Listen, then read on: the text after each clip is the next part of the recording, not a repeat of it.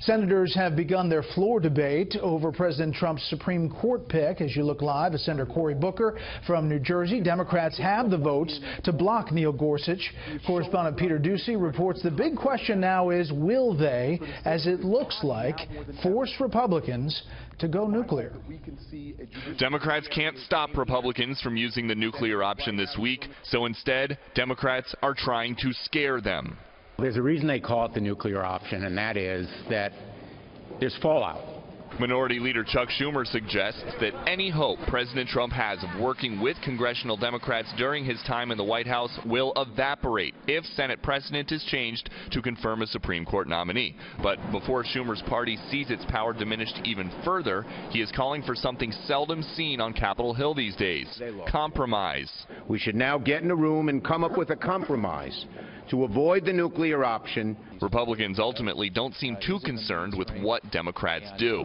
The question really of how he is confirmed is up to the Democrats. Majority Leader Mitch McConnell doesn't think his colleagues across the aisle will vote for cloture to end debate on Gorsuch and thus set up a final confirmation. It appears as if cloture will not be invoked, but we'll find out on Thursday. Republicans are also putting pressure on Democrats to stop fighting Gorsuch now, hinting they may want to wait in case President Trump ever has a chance to replace one of the court's liberals with a conservative.